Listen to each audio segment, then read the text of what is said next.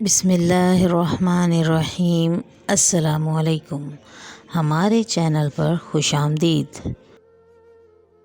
زندگی بھر کے لیے ایک بے جوڑ رشتے میں بندھ جانا مجھے خاصا پریشان سا کر گیا تھا۔ میری شریک حیات مجھ سے کئی سال چھوٹی تھی اور یہ سب اتنا اچانک ہوا تھا کہ میں اس فیصلے پر اپنی ماں سے کوئی تکرار نہیں کر سکا۔ میں سوچ بھی نہیں سکتا تھا کہ میری ماں نے میری شادی ایک بچی کے ساتھ کر دی ہے۔ ویسے تو میں اب شادی کرنا ہی نہیں چاہتا تھا۔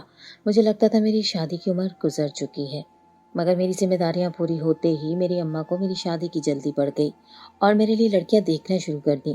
کچھ عرصہ تو میں نے یہ تماشا برداشت کیا، اور پھر جب میرا صبر جواب دینے ہی والا تھا کہ میری اماں ایک روز بہت خوشی سے بولے کہ ان سگی خالہ زاد بہن نے خود اپنی بیٹی دینے کا کہا تھا۔ اماں بولی کہ ان کی وہ کزن خیر خاندان میں بیاہی گئی تھی، اس لیے زیادہ آنا جانا نہ ہو سکا، حتیٰ کہ فون پر بھی رابطہ نہیں کیا جا سکا۔ مگر اب رابطہ ہوا تو پتہ چلا کہ وہ بہت برے حالات سے گزر رہی تھی۔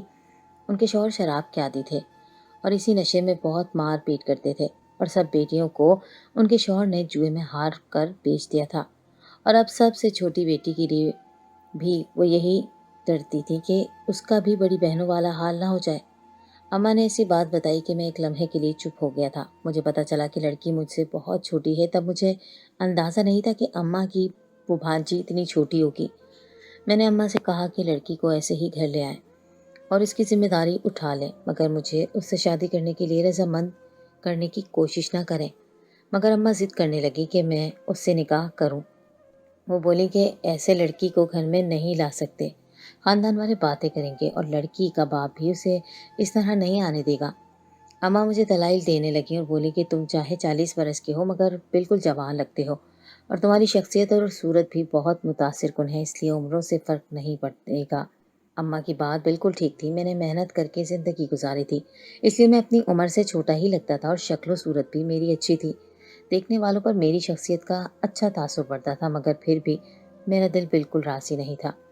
لیکن اماں کی مسلسل ضد اور جذباتی باتوں کی وجہ سے میں دباؤ میں آ کر مان گیا، اور پھر اماں کی کزن اپنی بیٹی کو لے کر ہمارے ہی گھر آ گئیں۔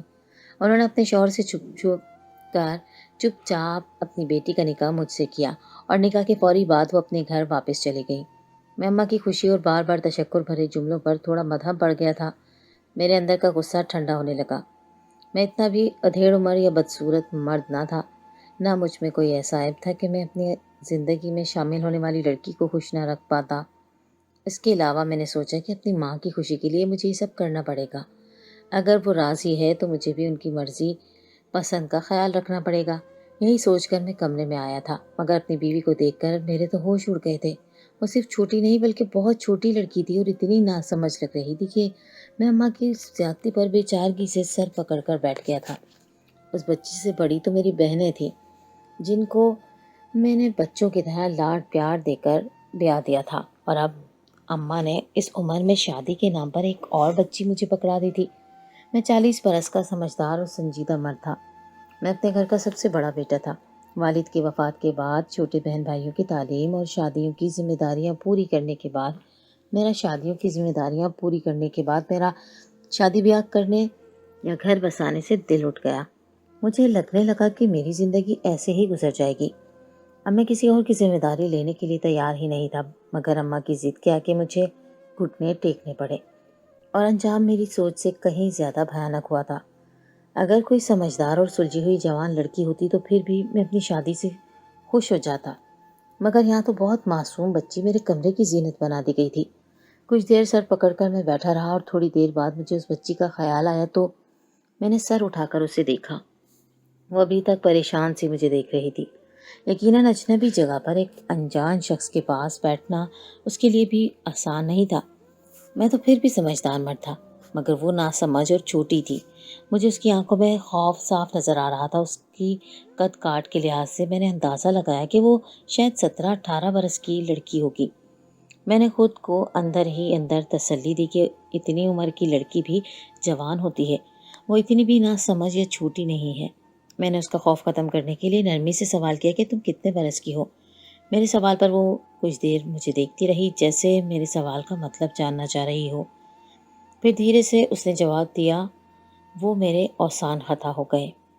وہ بولی کہ میں 14 برس کی ہوں۔ اس کا جواب مجھے حیرت میں مبتلا کر گیا تھا۔ وہ حقیقتاً ایک بچی تھی، میں اپنی قسمت پر جتنا رو لیتا کم ہی تھا۔ 40 برس کی عمر میں میری شادی ہو رہی تھی، اور وہ بھی ایک 14 سال کی لڑکی تھی جس کے جوان ہونے اور ہمارے رشتے کو سمجھنے کے لیے بھی چند سال درکار تھے۔ میں نے اسے کہا کہ اس شادی سے پہلے تمہاری ماں نے تم سے اجازت لی تھی یا تمہیں بنا بتائے یہاں لایا گیا ہے؟ میرے سوال پر وہ گھبرا گئی اور بولی کہ میری امی مجھے یہاں یہی بتا کر لائی تھی کہ وہ مجھے جہاں لے جا رہی ہیں وہاں میں محفوظ رہوں گی، کوئی مجھے کسی دوسرے کے حوالے کر کے نہیں جائے گا، اس لیے میں خوشی خوشی چلی آئی۔ اس کا یہی جواب اس کی رضامندی ظاہر کر رہا تھا۔ وہ صرف اس لیے ڈر رہی تھی کہ شاید مجھے اس کا وجود برا لگ رہا ہے اور میں اسے اپنے ساتھ نہیں رکھنا چاہتا۔ مجھے غصہ صرف اپنی ماں پر تھا، جو میری عمر کے حساب سے بہت چھوٹی سی لڑکی کو میرے نکاح میں لانے کے لیے راضی ہو گئی تھی۔ میں نے اس سے ہلکی پھلکی باتیں کر کے اسے تسلی دی کہ وہ یہاں اب محفوظ ہے، یہ اس کا اپنا گھر ہے، اس لیے وہ پریشان نہ ہو اور پرسکون ہو جائے۔ میرے اطمینان دلانے پر اور نرمی سے بات کرنے پر وہ بھی پرسکون ہو گئی۔ اگلی صبح کمرے سے نکلتے ہی میں گھر سے باہر چلا گیا۔ میں نے اماں سے ناراضگی کا واضح اظہار کیا تھا، مگر مجھے حیرت تب ہوئی جب اماں کو میری ناراضگی یا غصے سے بھی فرق نہیں پڑا، بلکہ وہ اپنی کمسن بہو کے لاڈ اٹھانے میں مگن رہی تھی۔ شادی کے ہنگامے سرد پڑے تو میری بیوی گھر میں گھلنے ملنے لگی۔ وہ سارا دن اماں کے ساتھ باتیں کرتی اور ہنستی کھلکھلاتی رہتی تھی۔ میرے ساتھ بھی اس کی جھجک ختم ہو چکی تھی۔ وہ مجھ سے کھل کر اپنی ہر فرمائش اور خواہش بلا جھجک بول دیتی تھی۔ مجھے جب پتہ چلا کہ وہ پہلے اسکول میں پڑھتی تھی مگر اب شادی کے بعد اس کی پڑھائی درمیان میں ہی چھوٹ گئی ہے، تو میں نے دوبارہ سے اسے اسکول میں داخلہ لے دیا۔ میرے اس اقدام پر اماں ناراض ہونے لگیں کہ میں اپنی بیوی کو دنیا دکھا رہا ہوں، اسے ہر شے مہیا کر رہا ہوں، تو وہ ایک روز باغی ہو جائے گی اور خود سے بڑی عمر کے شوہر سے بے زار ہو کر چور راستے تلاش کرے گی، کیونکہ وہ انتہا کی خوبصورت تھی۔ ابھی وہ جوان نہیں تھی مگر اس کی سفید دمکتی رنگت میں گلابی پن چھلکتا تھا اور نین نقش بھی بہت پرکشش تھے۔ ان بہنوں کی اسی خوبصورتی کی وجہ سے ان کا باپ مزے سے انہیں جوئے میں ہار کر بڑے بڑے قرضوں سے جان چھڑوا لیتا تھا۔ اماں کے احتجاج پر میں نے اماں کو واضح الفاظ میں بول دیا کہ میں خود بھی یہی چاہتا ہوں کہ وہ اپنی زندگی اپنے ہم عمر ساتھی کے ساتھ گزاریں۔ میں نے سوچ لیا تھا کہ میں اسے پڑھا لکھا کر جوان ہونے پر طلاق دے دوں گا اور اس کی شادی کسی اچھے لڑکے کے ساتھ کر دوں گا۔ میری بات نے اماں کو صدمہ پہنچایا تھا۔ وہ ساکت سی میری صورت دیکھ رہی تھی مگر اس بار میں کچھ سننے کو تیار نہیں تھا۔ میں مناسب فیصلہ کر کے مطمئن تھا مگر کچھ وقت بعد میں نے محسوس کیا کہ میری کمسن بیوی مجھ سے ڈری سہمی سی رہتی تھی۔ وہ مجھے مصروف دیکھ کر چھپ چھپ کر مجھے دیکھتی رہتی مگر سامنا ہونے پر گھبرا کر نظر پھیر لیتی تھی۔ اس کے اندر پھر سے جھجک پیدا ہو گئی تھی۔ وہ مجھ سے بات کرنے میں جھجکاہٹ محسوس کرنے لگی تھی۔ جب میں نے اس کے مزاج میں اچانک تبدیلی محسوس کر کے میں سوچ میں مبتلا ہوا۔ مجھے لگا وہ کسی بات سے ڈرنے لگی ہے یا مجھ سے کچھ چھپا رہی ہے۔ جب میں اس سے کوئی بات پوچھتا تب بھی وہ مجھے کوئی مناسب جواب نہ دیتی اور میرے بلانے پر پوری طرح ڈر جاتی، جیسے اس کی چوری پکڑی گئی ہو۔ میں سمجھ نہیں پا رہا تھا کہ اس کے مزاج میں یہ تبدیلی کیوں آ رہی تھی۔ میں نے یہ بھی محسوس کیا کہ میری بیوی صبح اٹھتی تھی تو اس کی آنکھیں سرخ سی ہوتی تھیں اور سوجی ہوئی ہوتی جیسے وہ ساری رات جاگتی ہو۔ میں سمجھ نہیں پایا کہ اسے کیا مسئلہ ہو رہا تھا۔ اماں بھی اس کو یوں بدلتا دیکھ کر پریشان رہنے لگی تھی اور مجھے قصوروار ٹھہرانے لگی تھی کہ میں نے اسے اپنی توجہ سے محروم کر رکھا ہے، مگر میں جانتا تھا کہ وہ خود مجھ سے دوری بنائے رکھتی تھی۔ میں تب بالکل اندازہ نہیں کر پایا کہ اس کے مزاج کی اس تبدیلی کے پیچھے وجہ چھپی تھی۔ میں نے اس سے پوچھنے کی کوشش بھی نہیں کی مگر وہ اس معاملے میں منہ بند رکھے ہوئے تھی۔ میں بہت ہمدرد اور نرم مزاج تھا، مجھے اس کا یوں الگ تھلگ رہنا پریشان کر رہا تھا۔ میں نے دل سے اس کی ذمہ داری قبول کی تھی۔ اس کا بچکانہ انداز ہمارے گھر میں رونق بن گیا تھا مگر اب جیسے وہ خاموش ہوئی تھی، یہ بات جہاں میری اماں کو گمسم کر گئی تھی وہیں میں بھی پریشان ہو گیا۔ میں اسے خوش کرنے کے بہانے سوچ رہا تھا، پھر کچھ سوچ کر میں بازار گیا اور اس کے لیے گڑیا خریدنے لگا۔ میں اپنی بہنوں کو بھی خوش کرنے کے لیے ایسے ہی کوئی اچھی سی گڑیا خرید کر ان کو تحفہ دیتا تو وہ خوش ہو جاتی تھی۔ مجھے یقین تھا میری بیوی جیسی کم عمر بچی بھی گڑیا دیکھ کر خوش ہو جائے گی۔ میں نے بڑی سی گڑیا خریدی اور گھر پہنچ گیا۔ اس وقت گھر میں اماں اور وہ سلائی مشین پر کام کر رہی تھی۔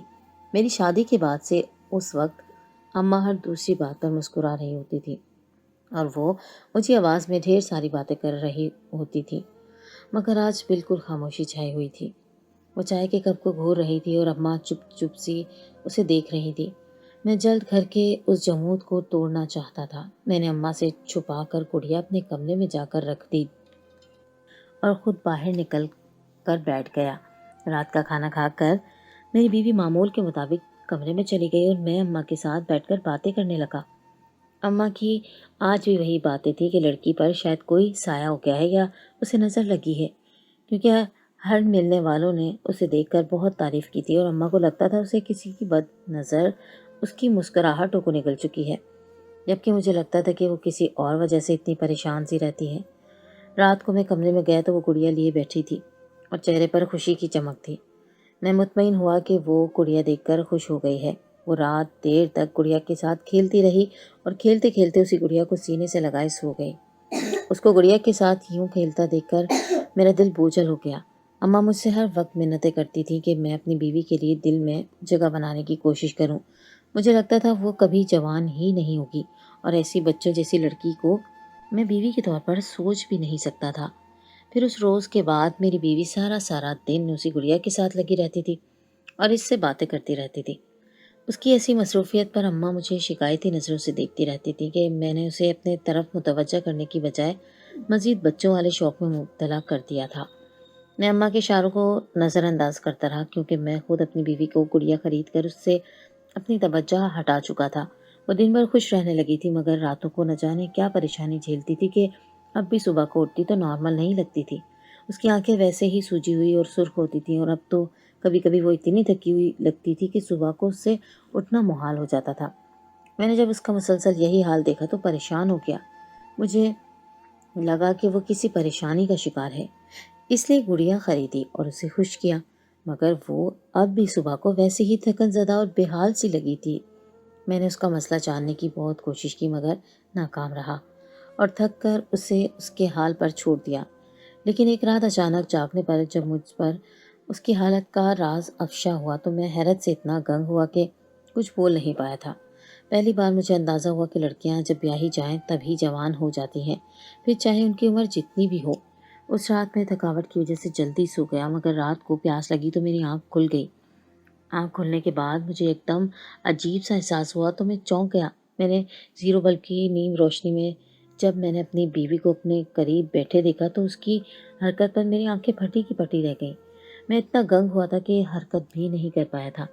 میری بیوی ایک دم بدلنے لگی تھی۔ میری بیوی پوری رات بیٹھی رہی اور پھر صبح کے قریب وہ تھک کر سو گئی تھی، جبکہ میں صبح ہو جانے تک سو نہیں پایا تھا۔ مجھے اب سمجھ آ رہا تھا وہ کیوں تھکن زدہ سی لگتی تھی۔ اس کی نیند پوری نہیں ہوتی تھی، اسی لیے اس کی آنکھیں بھی سرخی میں ڈوبی رہتی تھیں اور اس کی صحت بھی گرتی جا رہی تھی۔ میں اگلی صبح بھی سوچ میں گم رہا اور اماں کی باتوں کا جواب بھی ہوں ہاں میں دیتا رہا۔ میری آنکھوں سے رات کا وہ منظر نہیں جا رہا تھا۔ میں بری طرح پریشانی کا شکار ہو گیا تھا۔ میں سارا دن کام پر بھی توجہ نہیں کر پا رہا تھا۔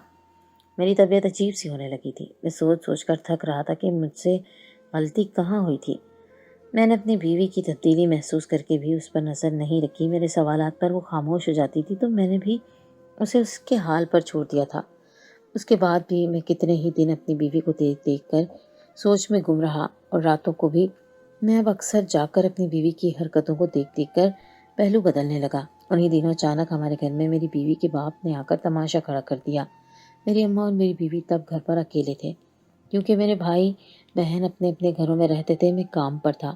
جب میری اماں نے گھبرا کر مجھے فون کر کے گھر آنے کا کہا اور بولی کہ تمہارا سسر اس وقت گھر پر کچھ لوگوں کو ساتھ لے کر آیا ہے اور اپنی بیٹی کے اغوا کا الزام عائد کر رہا ہے اور زبردستی تمہاری بیوی کو ساتھ لے جانے کی کوشش کر رہا ہے، میں یہ سن کر پریشان ہو گیا۔